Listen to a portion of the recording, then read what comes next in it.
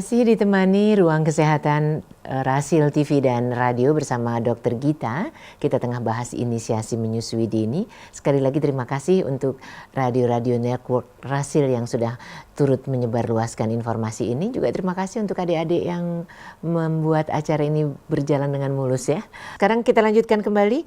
Dokter, apakah IMD ini sudah disosialisasikan ke rumah sakit, dok? Karena bulan Februari kemarin, cucu saya lahir sehat, tapi baru setelah 5 jam, kemudian dia biru-biru. Kata dokter ada kelainan jantung. Kemudian 2 hari, kemudian cucu saya meninggal dunia. Dok, pertanyaan saya, apakah jantung bayi tidak bisa dideteksi lebih dini kah? Dari Umi Mita, terima kasih. Umi Mita turut berduka ya atas cucunya ya, ya meninggal cucunya.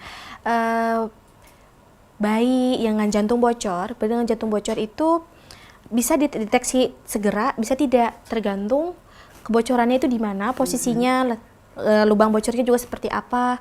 Itu baru makanya ada yang bisa kelihatan langsung, bisa tidak. Awal-awal ada yang tidak tapi kemudian dipantau, ada dengan dilihat dari riwayat juga dari keluarga, itu biasa akan dilihat setelahnya.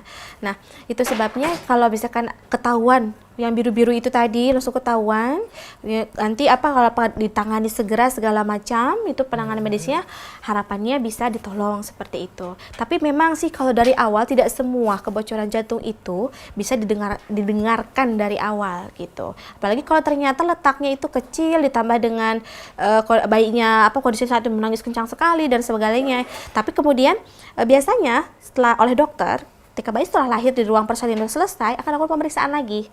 Di ruang rawat itu, di ruang bayi atau di ruang ketika mengunjungi ibu itu akan lakukan pemeriksaan. Dan situ akan baru ketahuan tuh kelainan-kelainannya apa saja kalau jika ada seperti itu. Tapi memang kalau dari awal secara dini untuk dideteksi tergantung kelainannya di mana.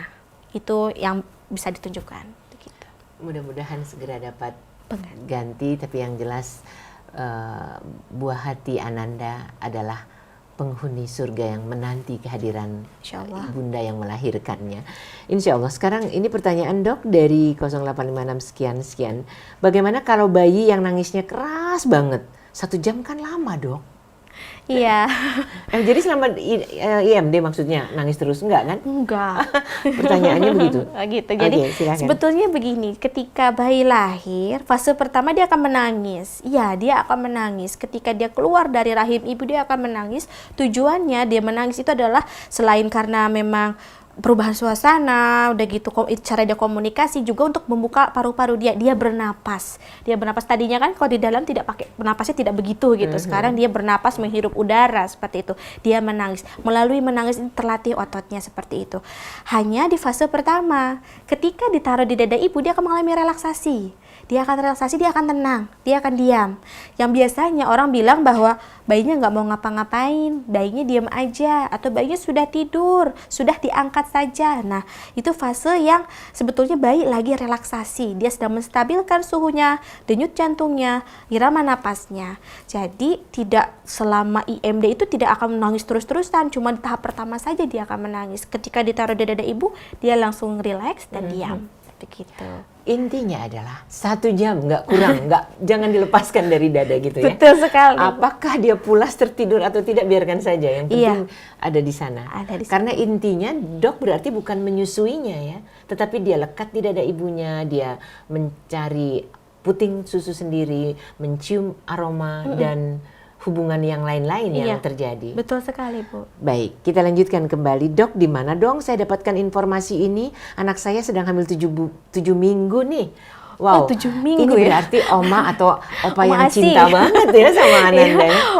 Nenek Asi atau kakek Asi luar biasa, baru 7 minggu sudah langsung itu ya. Tapi bagus juga kan? Alhamdulillah ya, alhamdulillah dengan ruang kesehatan ini jadinya teredukasi tentang ASI, bisa mengetahui informasi tentang IMD lewat konselor menyusui sesuai dengan domisili bapak atau ibu.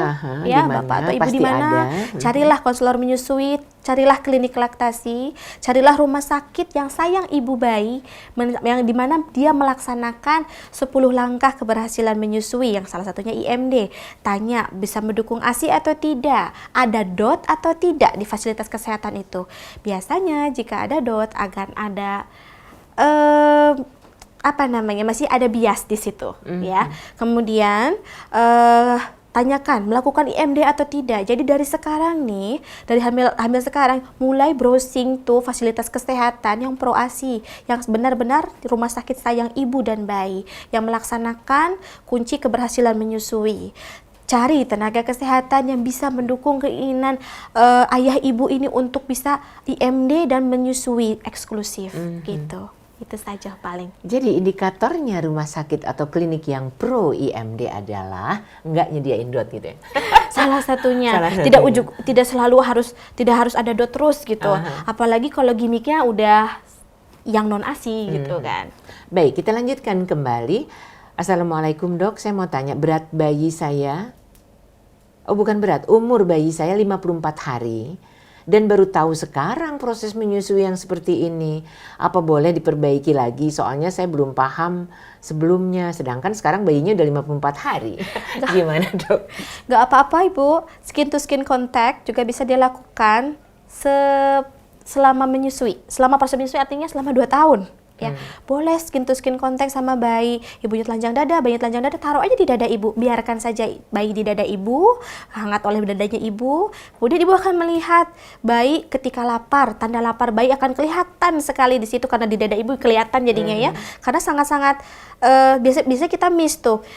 Dia menjolarkan buka mulutnya, menjilati bibirnya, itu sudah tanda lapar.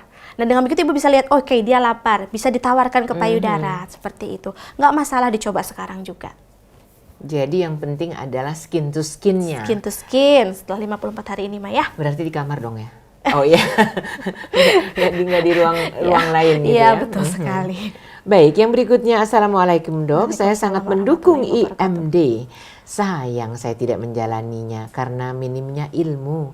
Apa stimulasi lain pengganti IMD dengan manfaat yang sama mendekati yang bisa dilakukan padahal anak saya sudah 6 tahun? Oke, untuk anak yang 6 tahun.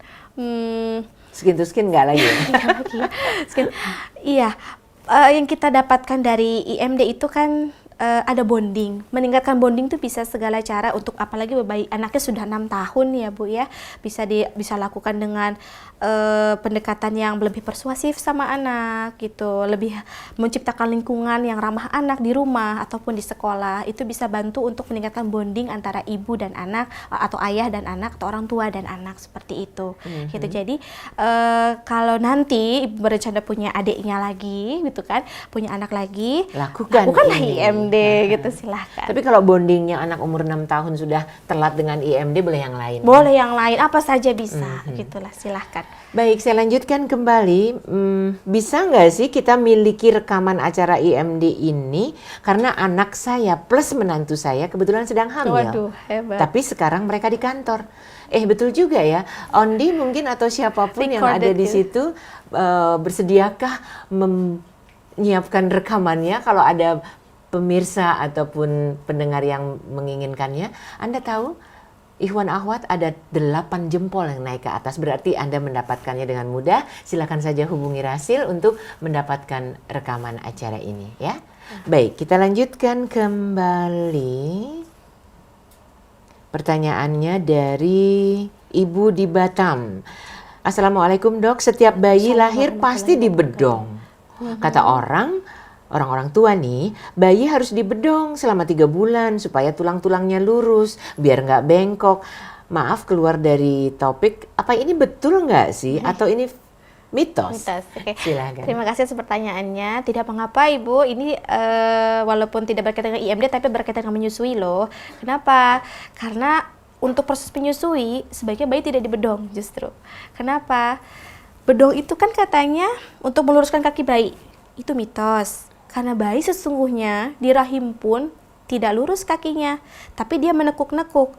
Nah, ketika dia sudah lahir, jangan dipaksakan diluruskan. Ada yang saya pernah lihat tipe bedongnya dari kepala sampai kaki itu lurus sekali Bu. Itu berbahaya. Kenapa? Terjadi displasia panggul, itu yang tidak kita inginkan. Biarkan bayi posisi alamiahnya. Bayi kakinya bengkok jadi O, jadi X, itu karena polio, bukan karena tidak dibedong. Begitu. Mereka tulangnya masih sangat lunak, kemudian kita paksain lurus gitu. Jadinya displasia panggulnya itu kan bahaya buat bayi. Baik, ini Bapak Susanto di Cibubur terlambat mendengar mungkin karena pertanyaannya adalah Assalamualaikum warahmatullahi wabarakatuh. Aduh, kalau melahirkan melalui sesar apakah bisa dilakukan tahapan menuju IMD? Bisa. Tadi sudah, tapi silahkan diulang karena beliau mungkin terlambat ya. Oke ya Bapak, terima kasih atas pertanyaannya. Bisa Bapak, mau sesar, mau partus spontan atau kelahiran normal, itu bisa dilakukan IMD selama ibu dan bayinya stabil. Jadi tidak melihat cara persalinannya, silahkan dilakukan IMD jika ibu dan bayinya stabil. Mungkin posisinya akan berbeda dengan posisi kalau ibunya melahirkan secara spontan gitu. Tapi tetap saja IMD bisa dilakukan. Begitu saja. Baik, pertanyaan berikutnya kembali dari wanita ya, banyak karena ini terkait dengan kelahiran. Ibu Riri, apakah perbedaan bayi yang di IMD atau tidak yang ingin kami dengar secara nyata agar kami bisa memotivasi ibu-ibu arisan? Wow. Aduh, luar biasa. Silahkan perbedaannya. Ya. Perbedaannya gini, dilakukan IMD tujuannya adalah selain memberikan keuntungan tadi adalah stimulasi insting bayi untuk mencari sumber makanan. Nah, insting itu tetap ada, bayi tetap ada, tapi dengan dilakukan sedari awal kita stimulasinya, harapannya itu akan mempermudah bayi. Setelah dia tidur pulas, setelah 2 jam setelah itu akan tidur pulas. Ketika kita bangunkan untuk menyusu akan mempermudah bayi untuk memposisikan diri di mana dia harus menyusu. Seperti itu. Nah, jadi kalau pada bayi yang tidak dilakukan IMD atau bahkan yang baru bertemu ibunya lama, biasanya akan cenderung bayi ini agak sulit untuk diposisikan, untuk dibangunkan. Jangan kan diposisikan, dibangunkan agak sulit biasanya. Walaupun nanti juga bangun setelah berbagai cara kita coba, dia bangun untuk menyusu. Dia akan belajar meraba-raba. Nah, jika misalkan terjadi tidak dilakukan IMD dan baru ketemu 12 jam kemudian, apakah tetap bisa dicoba di skin to skin contact? Bisa, tetap dilakukan. Ya. Harapannya yang membedakan yang sudah IMD dari awal dengan yang baru belakangan dilakukan skin to skin contact adalah dia respons baik untuk ke proses menyusunya lebih cepat yang sudah lakukan IMD biasanya. Tapi bukan berarti loh Bu, bukan berarti tidak IMD artinya gagal menyusui, itu tidak, itu lain hal, itu bukan seperti itu. Jadi walaupun tidak IMD itu salah satu rangkaian dari perjalanan menyusui ibu selama 2 tahun ke depan itu. Jadi masih bagian kecil memang yang memang membawa keuntungan besar ke belakangnya. Bukan berarti ibu jadi aduh nanti saya tidak menyusui bayi saya, tidak bisa menyusui bayi saya kan tidak IMD, tidak seperti itu. Tetap bisa dilakukan dengan diajari. Memang mungkin responsnya tidak secepat yang melakukan IMD. Begitu saja. Baik, pertanyaan berikut ini, saya anak pertama sudah terlewat tidak IMD. Nanti kemungkinan hamil lagi. Tapi yang pertama kemarin itu saya sering putingnya perih. Apakah yang harus saya lakukan agar nanti ketika saya punya anak kedua, saya akan lakukan IMD. Tapi kalau terjadi juga puting perih, harus diapakankah? Oke. Puting perih pada menyusui itu terjadi ketika puting tergencet antara langit-langit mulut bayi dan lidah. Jadi biasanya setelah disusui, ibu akan melihat bentuk puting berubah jadi gepeng atau berubah seperti lipstik baru. Itu otomatis akan nyeri sekali ya Bu ya.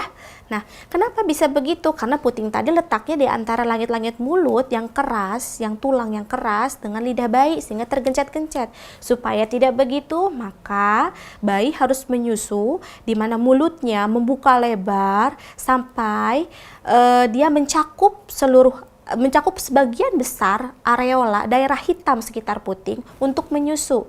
Kalau posisi mulutnya seperti itu, maka puting tidak akan berada di antara langit-langit mulut bayi yang keras dengan lidah. Dia akan berada di belakang. Sehingga selama menyusui, tidak akan terasa sakit, tidak akan terasa perih. Bentuk puting pun tidak berubah. Seperti itu. Jadi, kuncinya di perlekatan dan posisi. Kalau posisi dan perlekatannya sudah efektif, otomatis menyusui itu akan nyaman. Aman untuk ibunya, aman untuk bayinya, optimal yang didapatkannya. Seperti itu saja.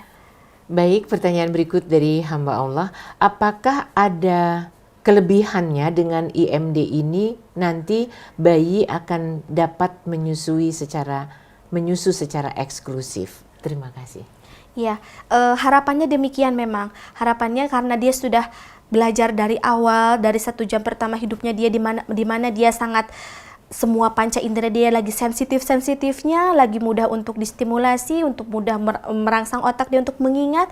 Nah, kita harapkan untuk kedepannya ketika disusui akan mudah bayi untuk menyusu, untuk mencari payudara, untuk mencari puting, untuk menghisap, oh di sini saya harus menyusu, di sini saya harus minum, di sini saya harus memenuhi kebutuhan saya untuk kan lapar saya terpenuhi gitu di sini gitu. Dan harapannya dengan melakukan IMD bayi lebih bisa responsif ketika disusui seperti itu, sehingga mempermudah proses menyusui ke depannya.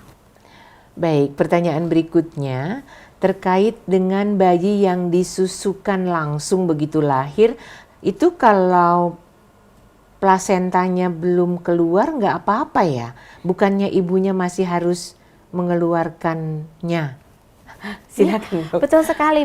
Jadi ketika kelahiran itu yang lahir nggak hanya bayi, tapi plasenta juga ari-ari. Kadang orang tua saya bilang kembaran gitu ya. Jadi memang masih ada plasenta yang menempel. Jadi selama proses kelahiran plasenta, IMD itu bisa dilakukan. Bahkan dengan dilakukan IMD, ada stimulasi terhadap puting ibu oleh mulut bayi, oksitosin akan terangsang. Oksitosin ini berperan mengkontraksikan rahim. Rahim yang kontraksi akan bisa mengecat pembuluh darah yang tadi yang terbuka dan bisa membantu plasenta terlepas. Gitu. Jadi membantu kelahiran plasenta juga. Gitu. Jadi memang selama proses plasenta atau ari-ari masih di dalam kandungan, IMD itu dilakukan. Seperti itu nggak masalah. Tetap tidak masalah. Tidak masih masalah. jahit bekas operasi nggak masalah. Nggak masalah. Misalnya ari-ari belum keluar nggak masalah juga. Malah itu membantu kelahiran si ari-ari gitu. Oh, dengan inisiasi dini menyusui, ari-ari cepat keluar. Cepat keluar kan kontraksi rahimnya cepat, mudah copotnya dia, mudah lepas gitu. Ya perdarahan juga mudah berhenti. Gitu. Iya. Ini pertanyaan dari tidak ada namanya. Kalau bayi yang baru lahir kemudian menyusui di dada ibunya, kan pusatnya sendiri masih belum dipotong atau sudah dipotong? Sudah dipotong. Maksudnya si tali pusatnya. Sudah dipotong. Tapi memang masih ada sisa yang nempel di pusat pusarnya bayi ya. Kan nanti kan itu akan lepas sendiri setelah mengering gitu kan, jaringan itu nggak masalah, dilakukan saja. Tidak akan memang harus dipotong dulu tali pusatnya baru dilakukan IMD gitu. Jadi nggak nunggu sampai masih nyambung dengan plasenta gitu, tapi tetap lakukan pemotongan tali pusat baru IMD begitu. Ini pertanyaan yang terkait dengan fakta. Kemarin beberapa hari yang lalu kebetulan tetangga kami melahirkan, itu sampai 40 menit lebih bayi yang ditempelkan di dadanya kok diam saja ya. Habis itu saya nggak tahu karena saya pulang. Iya, betul memang. Tergantung proses persalinannya terkadang. Lama juga ya, lama. 40 menit. Bahkan ada yang kalau yang sesar itu bisa sampai 2 jam proses IMD itu berlangsung.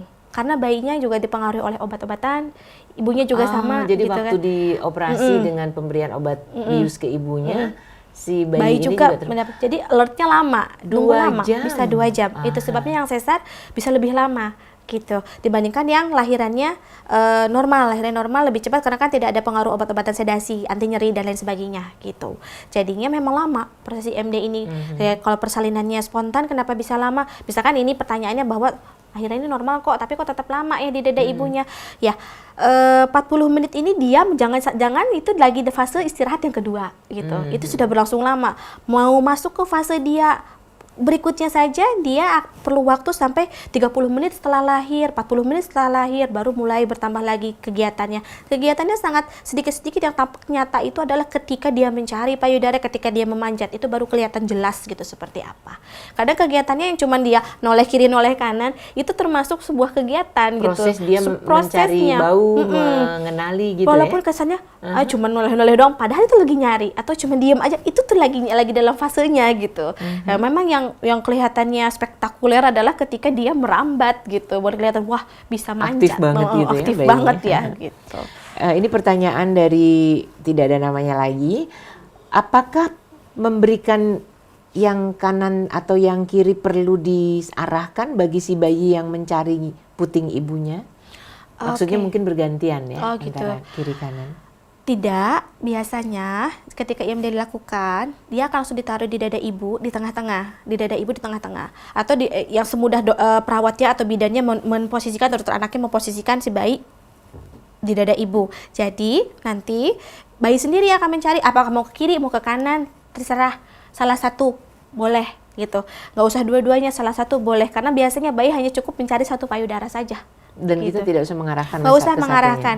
Tugasnya orang-orang yang ada di ruang persalinan, tenaga kesehatan, ibu, ayah yang ada di situ, ayah mengazani, ibunya menjaga, yang tenaga kesehatan lain juga menjaga, dilihat jangan sampai jatuh. Gitu. Intinya jangan sampai jatuh. Betul. Ini pertanyaan di luar konteks, boleh nggak kalau BAB bayi berwarna agak kehijau-hijauan itu kenapa ya? Oke, bayi usia berapa? Tidak disebutkan, ya. Sayangnya ya.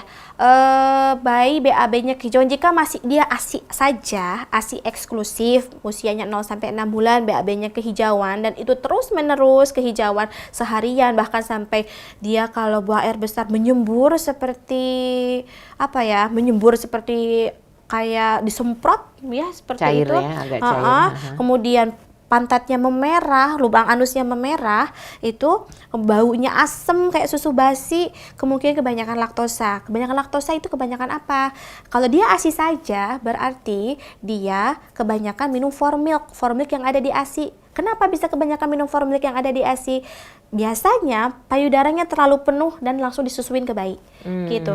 Ketika itu sebabnya kita selalu menganjurkan jangan tunggu payudara penuh untuk disusuin ke bayi.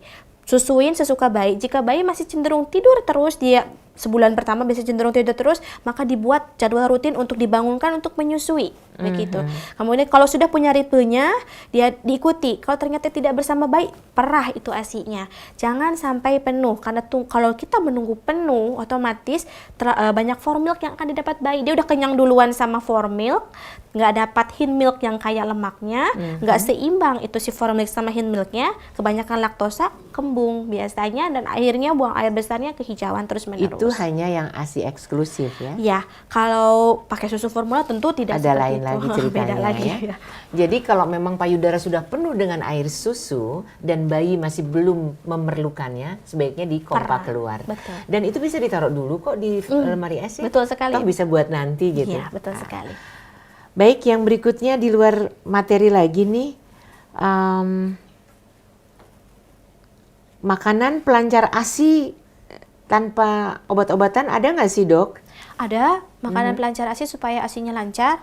Makan aja apa yang ibu suka. Bukan daun katuk gitu, bukan ya? Makan yang ibu suka.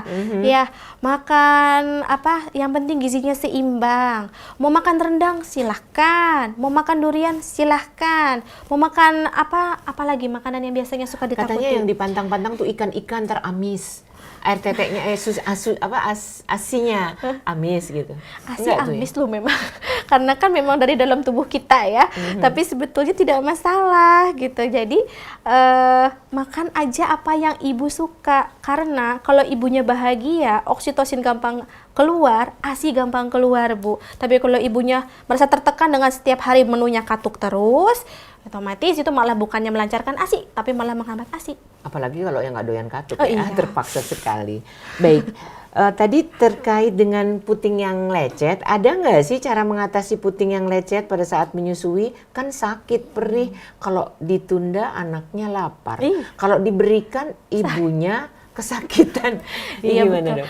Jadi memang ya kalau lagi puting lecet itu kayak mendekatkan menjauhkan. Khawatir gitu karena sakit sekali. Karena kalau putingnya sampai berbelah. Sampai retak, sampai berdarah-darah gitu, itu benar sakit sekali gitu. Yang belum kelihatan luka aja udah sakit sekali, kalaupun udah memerah. Nah, otomatis takut trauma ibunya. Bisa diatasi, Bu, dengan pelekatannya diperbaiki, posisi diperbaiki. Ketika diperbaiki, hisapan pertama mungkin akan terasa ngilu, tapi setelah itu dia nggak akan sakit sama segera akan tidak terasa sakitnya selama menyusui jika posisi dan pelekatannya tepat. Itu yang pertama, perbaiki posisi pelekatan saat menyusui.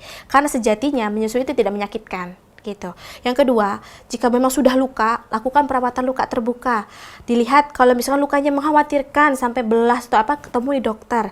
Khawatirnya ada infeksi atau lukanya ternyata memang perlu penanganan serius gitu, temui dokter. Lakukan perawatan luka, seperti itu saja. Kalau terkait dengan penyakit nih dok, ada yang bertanya, ibu yang sakit apa sih yang nggak boleh nyusuin bayi? Oke, ibu yang sakit apa? Yang pertama yang tidak bisa ada dari sisi bayinya yang tidak bisa disusui. Ada indikasi sebenarnya 2 bulan yang lalu ya kita pernah bahas ini ya. Jadi ada bayi yang indikasi memang nggak bisa minum ASI. Misalnya bayi yang terkena maple syrup disease salah satunya, karena dia memerlukan susu formula khusus. Susu formula yang dibentuk khusus, yang nggak bisa, jadi nggak bisa dari ASI, dan susu formula buatan pabrik nggak bisa, kayak gitu. Atau penyakit PKU. Nah, tapi penyakit-penyakitnya penyakit yang sangat jarang, dan itu biasanya ada masalah genetik juga gitu.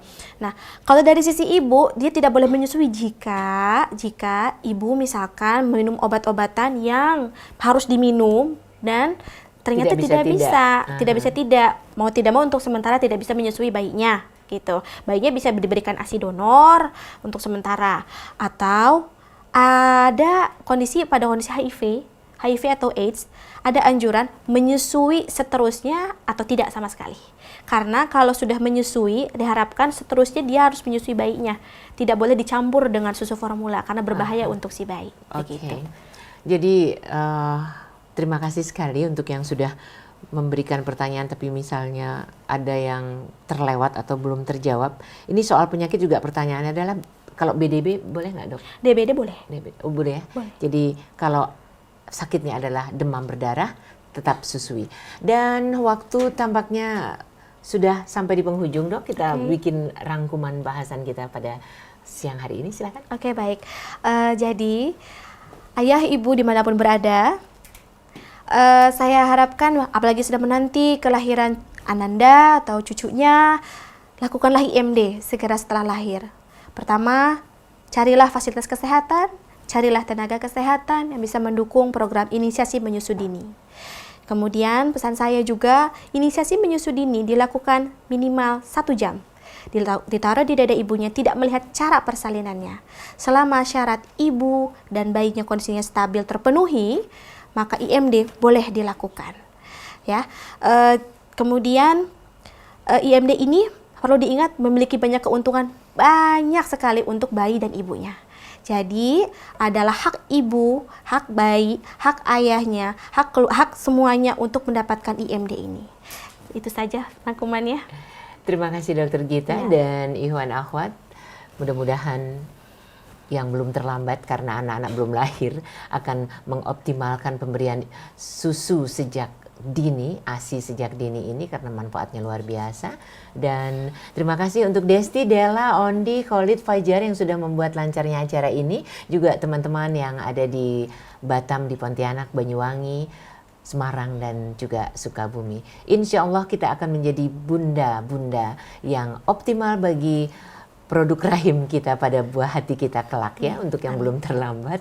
Dan mudah-mudahan kita dapat berjumpa kembali di kesempatan lain. Wabillahi taufik wal hidayah. Assalamualaikum warahmatullahi wabarakatuh.